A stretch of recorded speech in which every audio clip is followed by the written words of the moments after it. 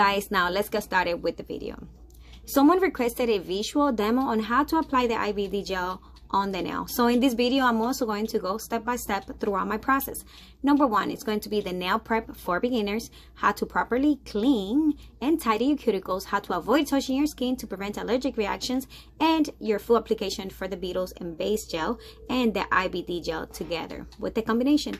And this is going to be my personal no leak and no lift technique for you guys with the IBD gel. And also how, in total, you guys are going to learn how to avoid the air pockets, bubbling, and peeling.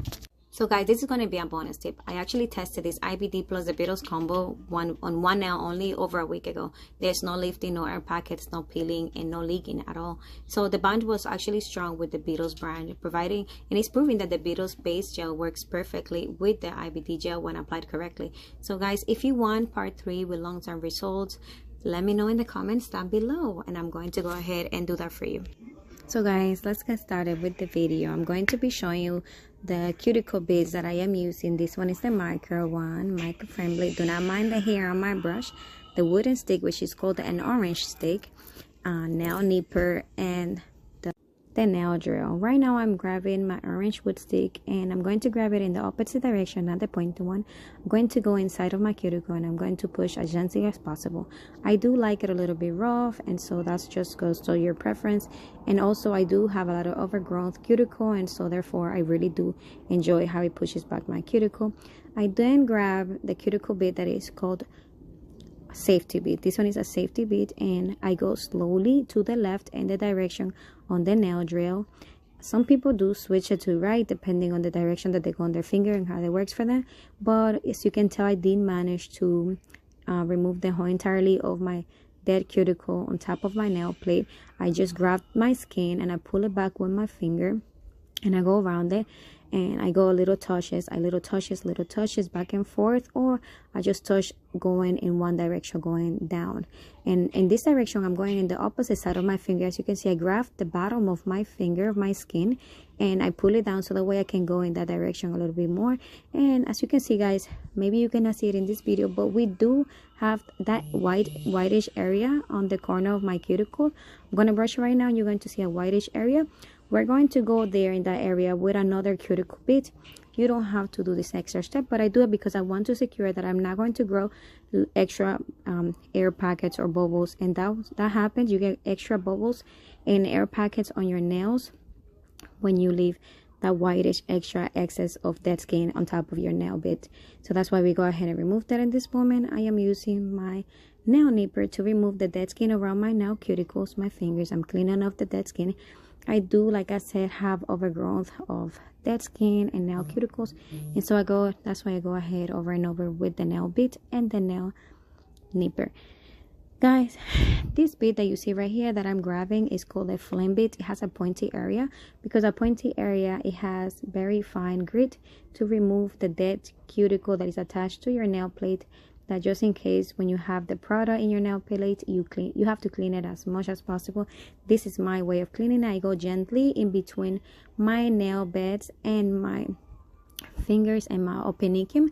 No, I'm not hurting myself. It doesn't hurt. It's just gently. Only the bottom of the part is touching me, and that the nail bit is very, very gentle on your skin. It's very safe for you to use because it has, you know, like the flame bit, it has the little chunky area that allows you to be safe. Right now, I did have a cut from the past. You know, I'm a mom and I cook and things like that. And even if you're not a mom, you know, you cook because you need to survive, of course. And you can do it for fun as well. It doesn't have to be because you need to survive. But anyways, I am removing the dead skin and the dead cuticles on top of my openicum. And as I go with the safety bit, which is safe for your skin, safe for the nail bed, and safe to remove the dead skin and the cuticles around your skin, this nail is perfect for that. You can actually use the nail bit just to remove your cuticle just with that by itself as well. It's a safety bit anyway. It has a lot of uses. Then I go ahead and go over my cuticles and my openicum again with the nipper. And as you can see, I am done. The next step that I'm doing is making sure that I don't have any cuts or any you know, I didn't overdo it, and with the cutting of the nipper, and so everything went well, and I removed the dead skin and the dead powder that came off from my skin and the nail beds. And so I removed it with alcohol, isopropyl alcohol. You can do it with a nail cleaner so you don't dehydrate your skin like I usually do in mine, because that's what happens. Then I grabbed the blue nail bit so that way I can go ahead and remove not the entirety of the nail product, but just the artwork and 80% of the gel, the IBD gel that I had before the work. And so I do leave the entirety of the base gel. In this instance, I did had a little bit of the extend gel under it as a base. And so in this time, like I said, this video is because I'm going to try the Beetles Base Gel instead of the extend gel. But that was the extend gel. I did remove mostly of it, and I left maybe a 10% of the product there on the nail, because you don't go ahead and remove just everything, even though you can.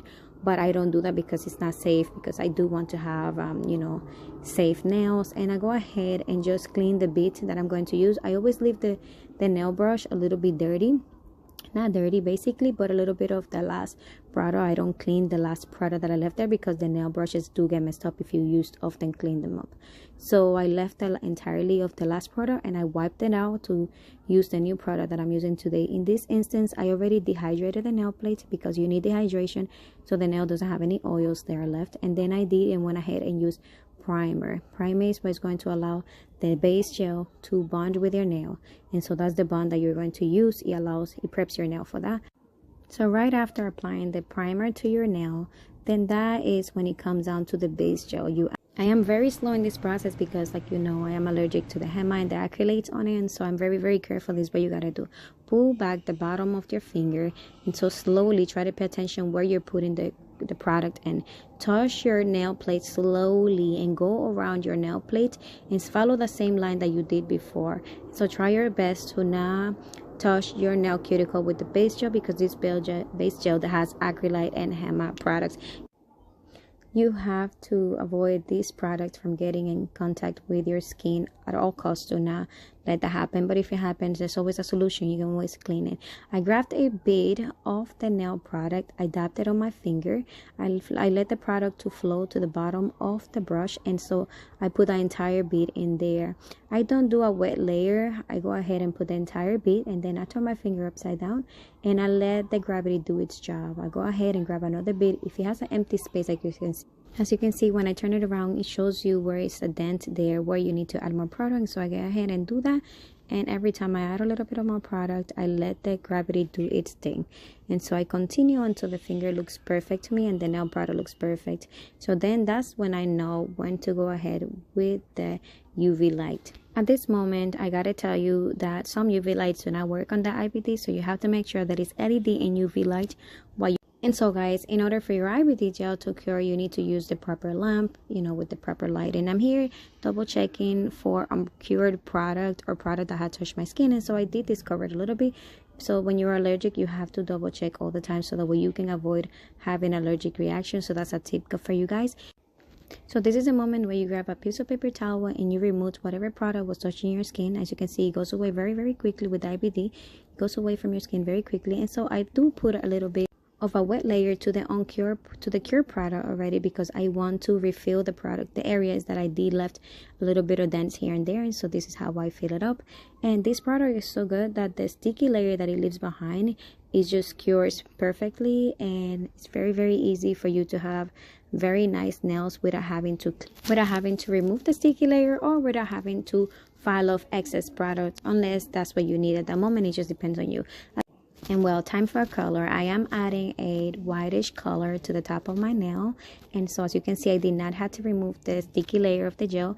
And that's another thing. If you did have to remove this, that's another problem, because it could cause you allergic reactions depending if you don't clean it well.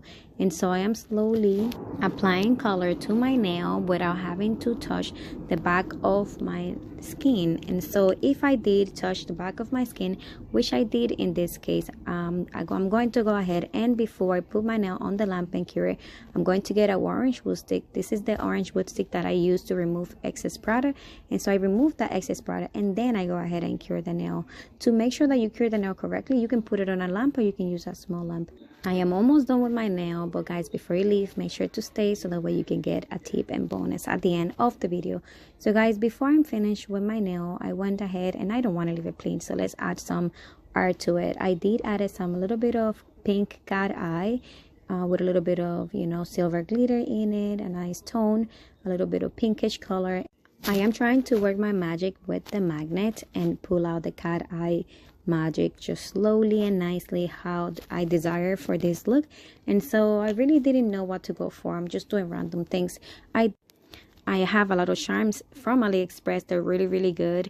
I'm going to show you a video for that, so stay tuned for the charms that I order and the prices that are really good. Like, you know, I like saving money, and so I order. So bless you, Luna. And so guys, I can't forget to mention that the cat eye product that I just used is also from the Beetles brand. They're really good. And guys, please remember, I am not sponsored or anything like that, but we do need to speak about a good product and just recommend it, because guys, if it works for me, it could work for you. And like I said, it does have henna and acrylates in it, but if you know how to use it, it's going to be good. The good thing about the Beetles brand and their gels and their top coats is that it cures really easy on the lamp, on the hand lamps, and on the, you know, the big lamps as well. Right now I am getting this charm attached to my nail. It's from AliExpress. It's really good, guys. So one last tip, guys, when it comes down to charms and you're putting the glue of the nail charms, you have to enclose the sides of the charms for them not to hurt you when you're, you know, washing your hair or doing things like that.